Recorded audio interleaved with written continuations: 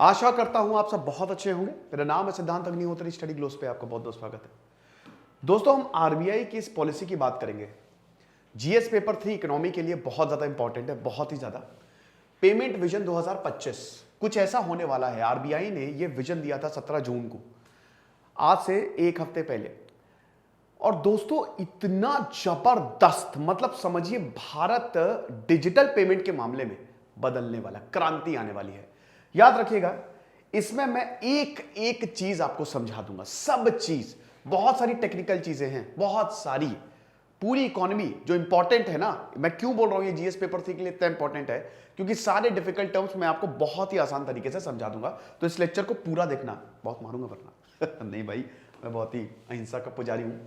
तो reserve bank of India का vision payment 2025, मतलब ये तो पहले याद रखना क्या क्या। देखो, अब से मैंने ना ये सोचा है कि आपको ये बता दूंगा कि आपको क्या क्या याद रखना है, क्या क्या इंपॉर्टेंट है आपके लिए। ठीक है, तो आरबीआई का जो विजन 2025 है, ये एक डॉक्यूमेंट है। ठीक है, पीपीटी के हिसाब से चलूंगा और एक एक चीज मैं समझाता रहूंगा, जिसमें 3 गुना ज्यादा जंप मारेंगे।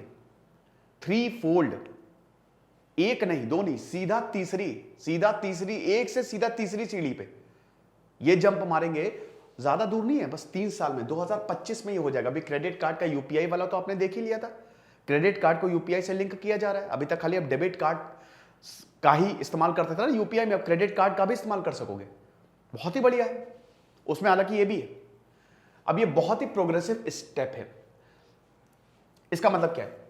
ओपन इंडस्ट्री प्लेयर्स, इसका मतलब यह है कि जब भी आरबीआई डिजिटल पेमेंट में कुछ लाएगा, स्टार्टअप्स भी तो आएंगे।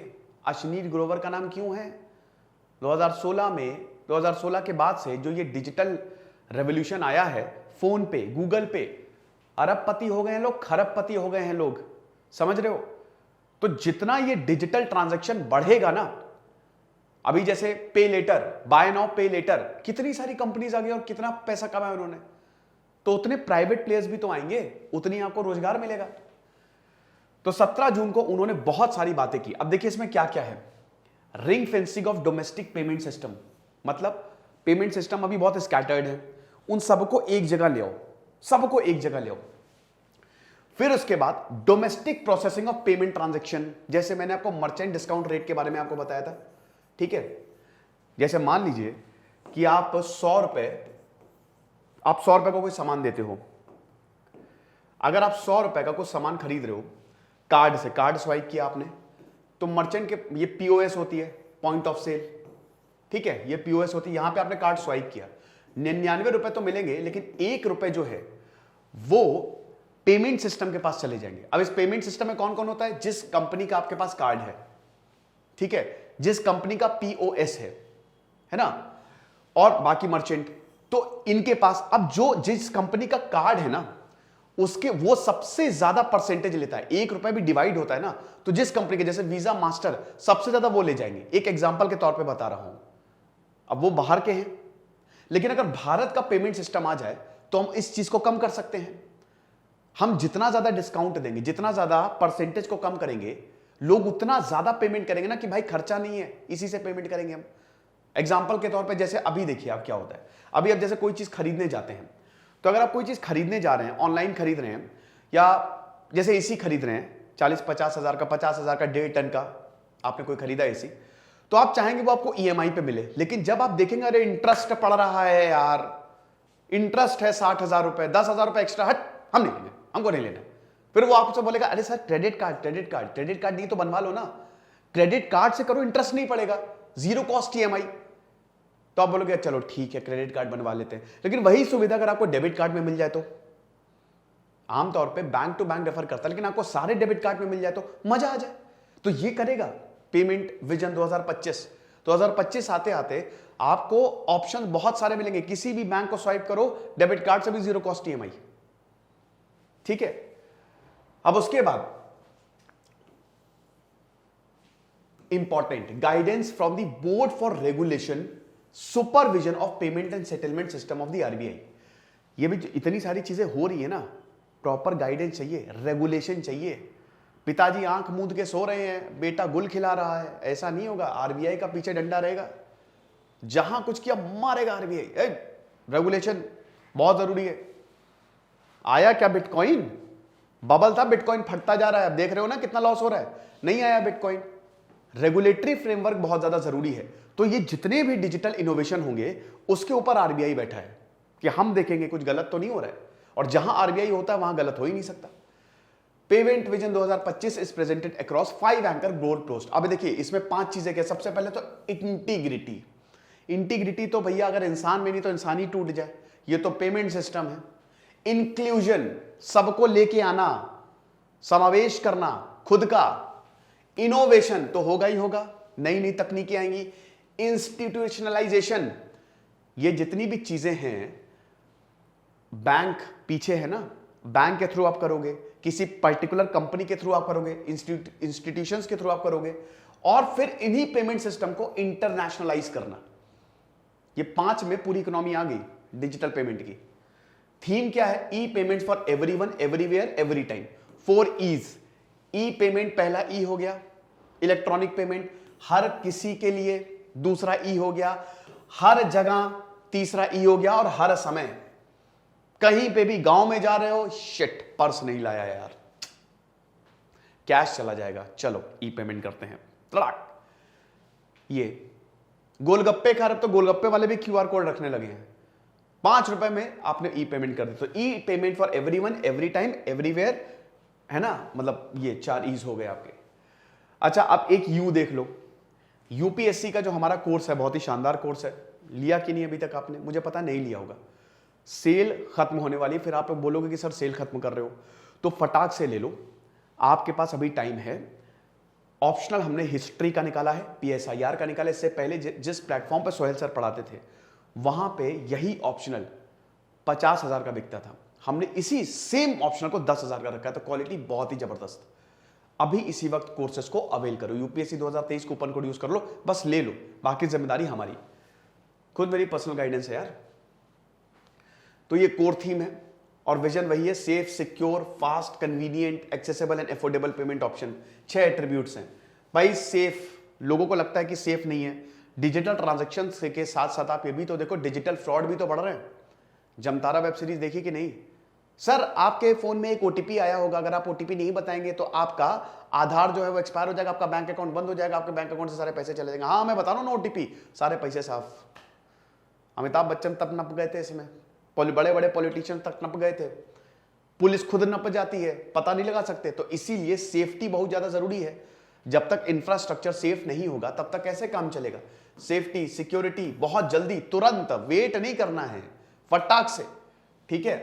कन्वीनियंट, आसान होना चाहिए, क्योंकि आमतौर पे आप देखते होंगे कि जो बड़े बुजुर्ग हैं वो ये सब यूज नहीं करते हैं, बकवास है, उन सबको पता होगा अरे भैया हमको नहीं यूज करना। मेरे पिताजी भी, मैं बोलता हूँ पापा ये बहुत जरूरी है, गूगल पे, फोन पे इंस्टॉल करो, नहीं इंस्टॉल करते वो। तो इसीलिए कन्वीनियंस बहुत जरूरी है, एक्सेसिबल और अफोर्डेबल।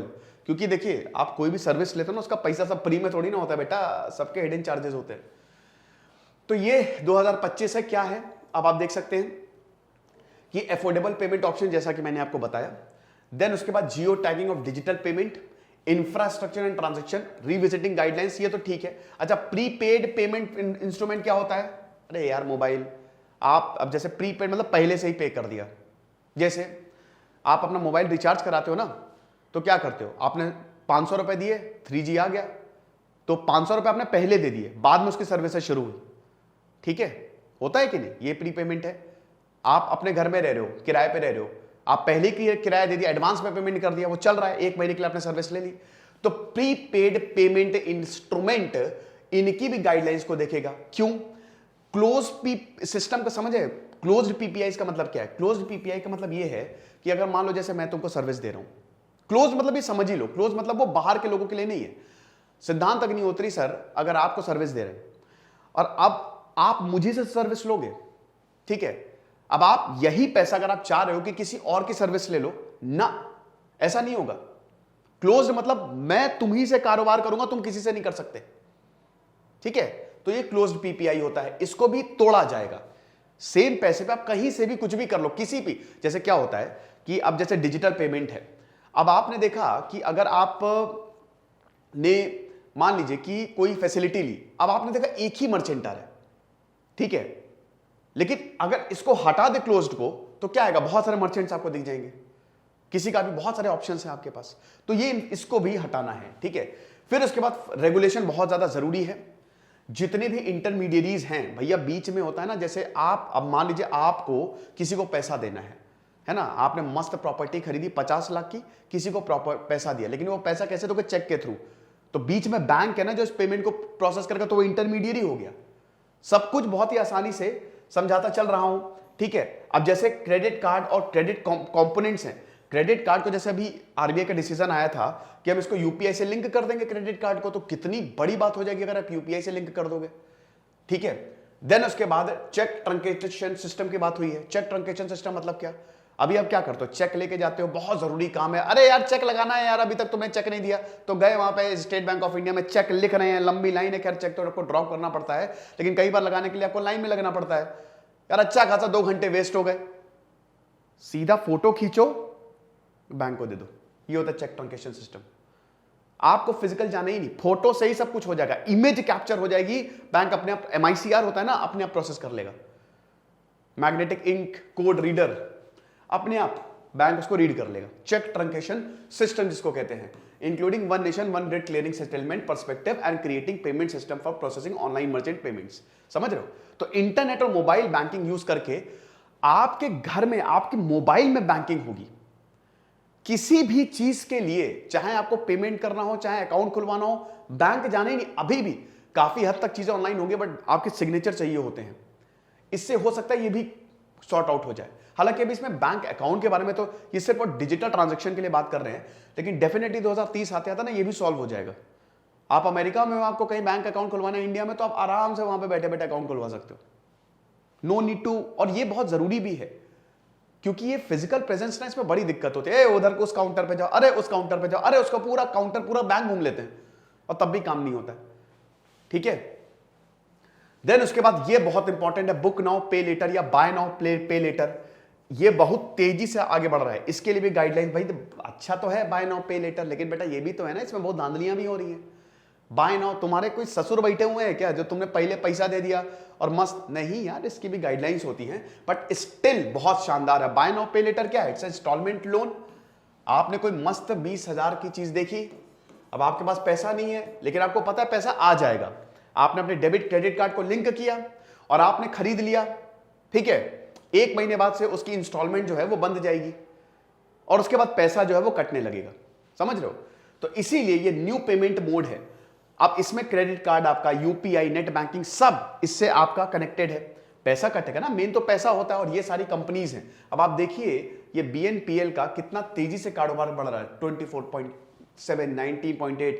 जिप आपने देखा होगा, गूगल पे कह रहा हूं, कोई सर्विस अगर आप लेते हो तो आप ये सब देखे होंगे आपने अक्सर, है कि नहीं। अब तो फ्लिपकार्ट, अमेजॉन पे भी ये सर्विस आ गई है। गोल्स क्या है, आप करना क्या है, सबसे पहले तो हमको रिटेल पेमेंट्स को कम करना है, चेक बेस्ड पेमेंट को कम करना है। चेक लगाना नहीं है, आपने फोटो खींच के भेजी, काम हो गया, डिजिटल ट्रांजैक्शन हो रहा है आराम से। अब आजकल चेक वाला काम गया, सब RTGS कर देते हैं, नेफ्ट कर देते हैं, बैंक अकाउंट को ऐड करो, खेल खत्म। तो 0.25% से भी कम करना है। डिजिटल पेमेंट सिस्टम को 3 गुना ज्यादा बढ़ाना है। यूपीआई ने इतनी ग्रोथ दी है जितनी तो भैया आज तक किसी ने नहीं दी, इतना पैसा कमा के दिया है। 50% की ग्रोथ होनी चाहिए। और IMPS NEFT 20%। IMPS instant payment system, instant mobile payment system, ये बढ़िया तो होता है, लेकिन इसमें पैसे कट जाते हैं। 5 रुपए भी कटते हैं ना, अरे यार 5 रुपए कैसे कट गए वही हिसाब किताब है कि हम लोग हजारों रुपए खर्च कर देंगे, लेकिन वो 10 रुपए की पार्किंग जो होती है ना, उसको देने का मन नहीं करता है, कहीं लगा दो गाड़ी यार। और NEFT, ठीक है, ये तो खैर इसमें टाइम लगता है, ठीक है, इलेक्ट्रॉनिक ये फंड ट्रांसफर, तो ये जो होता है ये 20% में बढ़ाना है। फिर उसके बाद जो ट्रांजैक्शन है, GDP, increase of payment transaction turnover to 8, ठीक है। Then debit card transaction point of sale 20%, सब बढ़ेगा ही, ये बेसिकली गोल है।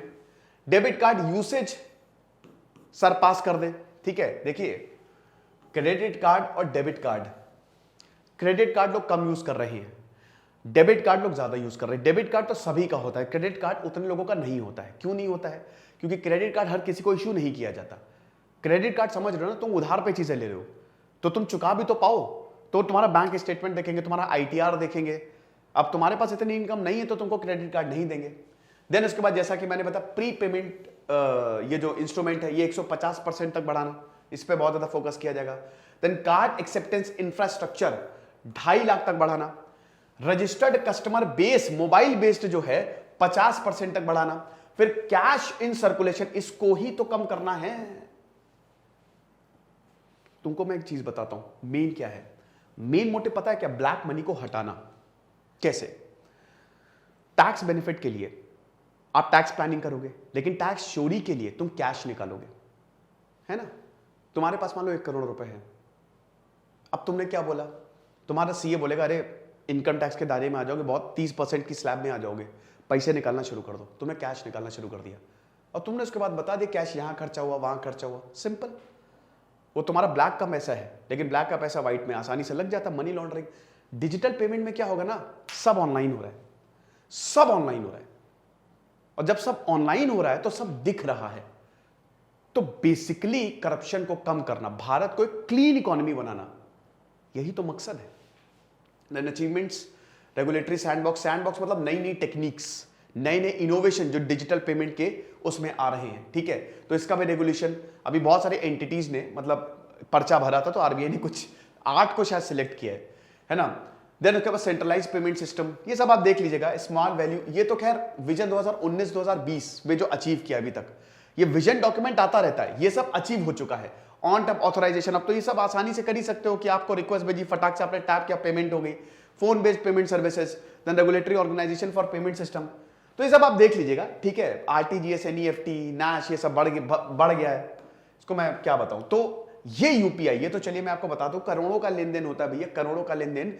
मोबाइल अब आपका बैंक ही हो गया है, समझ लीजिए। आप मोबाइल से कुछ भी कर सकते हो, कुछ भी।